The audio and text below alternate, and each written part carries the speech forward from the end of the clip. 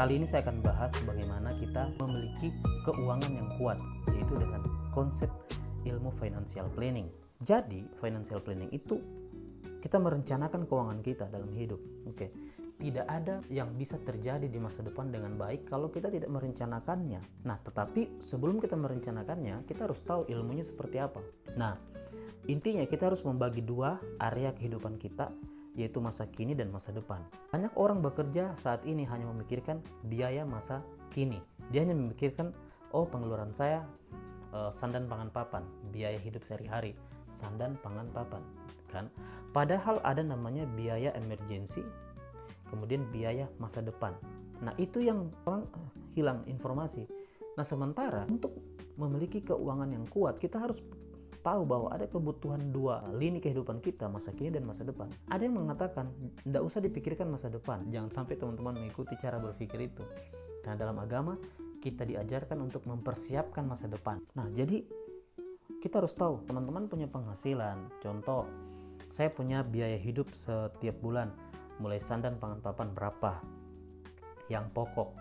Umpama saya punya bayar biaya rumah tangga, listrik, semuanya pengeluaran saya anggaplah 5 juta sebulan atau 10 juta sebulan, biaya anak sekolah, semuanya. Nah, ingat teman-teman, itu namanya biaya masa kini.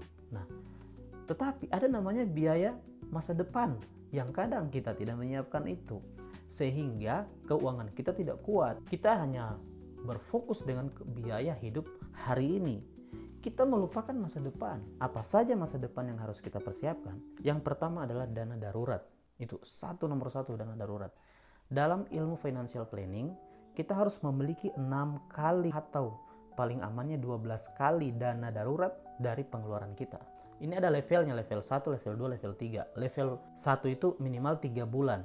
Minimal 3 bulan dana, kita memiliki dana buffernya. Itu kalau pengeluaran kita 10 juta, kita harus punya 30 juta dana darurat. Nah, dana darurat ini bentuknya dana cash yang bisa kita cairkan kapan saja. Tetapi dana darurat ini tidak boleh digunakan untuk biaya hidup sehari-hari karena dia untuk masa depan. Ingat teman-teman, waktu terjadi COVID-19, waktu terjadi gempa di Palu, itu orang-orang yang bertahan butuh waktu 1 tahun sampai 2 tahun. Nah, siapa yang bertahan, yang tidak mengeluh, dia yang memiliki minimal dana darurat. Dia punya simpanan gitu. Apakah kita harus simpan berapa? Itu tadi. Poinnya adalah ada 3 levelnya. Ada yang 3 kali lipat dari pengeluaran, ada 6 kali lipat, ada yang paling bagus, yang paling ideal 12 kali lipat atau 1 tahun dana pengeluaran kita sudah siap. Itu simpan bisa di bentuknya emas atau di bank gitu. Nah, setelah kita punya dana darurat itu, kita harus tahu bahwa kita kalau yang sudah menikah, ya kita punya anak, kita harus persiapkan dana pendidikannya. Dana pendidikan ini kebutuhan yang belum hari ini kita keluarkan, tetapi nanti kita akan keluarkan. Insya Allah ke depan dia harus lebih baik daripada orang tuanya. Jadi teman-teman, pendidikan anak merupakan dana yang kita harus siapkan di masa depan. Itu bukan sekarang memang, tetapi dia merupakan kekuatan keuangan. Contoh, anak kita umur 1 tahun. Pada saat nanti 16 tahun ke depan dia butuh biaya kuliah 500 juta. Teman-teman mau pilih mana? Mau disiapkan pada saat itu langsung 500 juta atau kita mulai cicil dari sekarang? Itu. Kemudian yang ketiga adalah kita harus punya yang namanya dana plan ABCD. Jadi hidup kita ini ada namanya plan ABCD. A itu adalah yang kita harapkan. Hidup kita sehat, panjang umur, semua bisnis berjalan lancar. Tetapi ada resiko dalam hidup yang namanya yaitu sakit kritis, kecelakaan, cacat, dan meninggal. Nah, kekuatan finansial ini perlu yang namanya pertama, kalau buffer paling utama kita perlu asuransi kesehatan. Ini juga kebutuhan di masa depan. Hari ini kita masih sehat, tidak ada yang bilang orang mau sakit, tidak ada. Tapi ingat, kita makin ke depan kita makin tua. Kemudian ada risiko-risiko di luar kendali kontrol kita. Kecelakaan ini di luar kendali. Tidak ada yang tahu kapan orang terjadi kecelakaan. Kesehatan ini kita harus jaga. Kalau ada apa-apa, kita butuh dana, umpama dana biaya pengobatan, itu di luar dari biaya hidup kita. Biaya hidup lain, nah kita butuh tadi tuh biaya kesehatan. Nah, gunanya ini dana darurat tadi yang 12 kali pengeluaran ini untuk membantu kita pada saat keadaan-keadaan seperti ini. Tetapi itu cuma biaya operasional, kita butuh yang namanya asuransi kesehatan. Makanya pemerintah sekarang sudah mengadakan yang namanya BPJS. Tetapi buat kita yang memiliki income yang agak bagus, silahkan punya asuransi tambahan selain BPJS. Kemudian apa? Asuransi yang namanya pengganti penghasilan. Kalau kita sakit kritis, kalau sakit ringan ya tidak masalah. Kalau sakit kritis seperti jantung, ginjal, kanker, ya diabetes, cuci darah, itu butuh biaya 500 sampai 1 miliar. Nah, sehingga kita perlu yang namanya asuransi pengganti penghasilan. Ya, yang terakhir apa? Hidup ini cuma satu kali, kita punya nilai diri. Dari semua harta yang kita miliki, yang paling mahal adalah diri kita, skill kita. Sehingga harus dilindungi. Tidak ada yang sama di dunia ini, teman-teman. Kita bisa tahu berapa nilai finansial kita, yaitu caranya menghitung 20 kali pengeluaran tahunan. Nah, jadi kalau seandainya pengeluaran saya setiap tahun, anggaplah 10 juta tadi kan, per tahun kan 120 juta. Dikali 20 itu berarti 2,4 miliar. Jadi minimal saya ini memiliki yang namanya asuransi jiwa 2,4 M. 2,4 miliar itu bukan menilai bahwa mengganti jiwa kita, bukan. Karena pada saat kita meninggal, kita meninggalkan anak istri, orang yang masih hidup. Sehingga keluarga kita, keturunan kita tidak menjadi orang-orang yang meminta-minta di belakang hari nanti.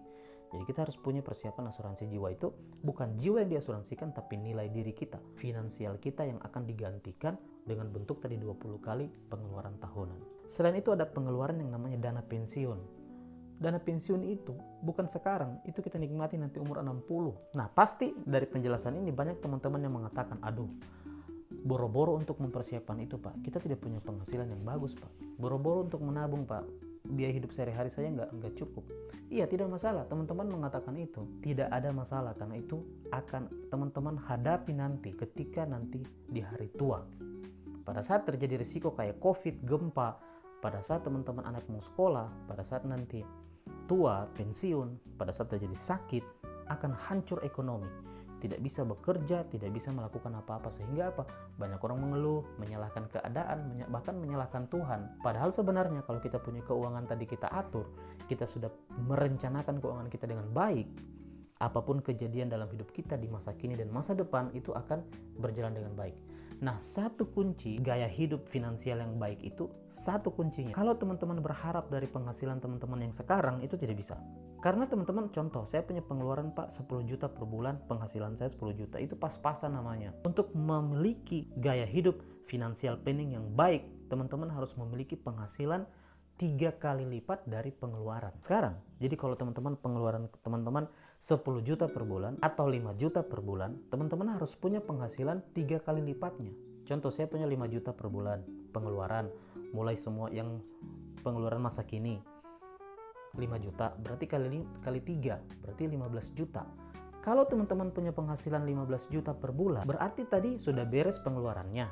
Yang namanya gaya hidup tidak usah ditingkatkan dulu. Teman-teman yang 5 jutanya buat apa? Ini buat menutupi biaya hidup di masa depan. Yang tadi saya katakan bahwa ada dana pensiun, ada dana pendidikan anak, ada asuransi. Yang 5 jutanya apa? Untuk dana darurat. Yang tadi 12 kali itu. Jadi 3 kali lipat. Tapi teman-teman pasti mengatakan bahwa aduh, boro-boro mau 3 kali lipat Pak, susah Pak untuk dapat penghasilan 3 kali lipat. Teman-teman banyak belajar sekarang. Jadi kalau teman-teman hanya berpikir untuk punya penghasilan sesuai pengeluaran, sampai kapanpun konsep financial planning itu tidak bisa berjalan. Teman-teman harus berpikir bagaimana memiliki penghasilan lebih 3 kali lipat dari pengeluaranku sekarang, atau minimal sekali 2 kali lipat dari pengeluaranku sekarang. Banyak sekali solusinya. Teman-teman masih muda, apakah teman-teman mau menyesal nanti di usia tua, atau terjadi nanti sakit, atau nanti terjadi risiko anak-anak mau sekolah dan hal-hal nanti di masa depan akan menghancurkan kehidupan teman-teman? Jadi itu solusinya. Yang bisa kita kontrol hari ini adalah meningkatkan penghasilan kita 3 kali lipat. Nah, apakah teman-teman mau berbisnis atau mau ngapain? Yang penting bagaimana caranya punya penghasilan 3 kali lipat dari pengeluaran. Itu sharing dari saya, semoga bermanfaat. Salam sukses buat teman-teman semuanya. Assalamualaikum warahmatullahi wabarakatuh. Selamat pagi.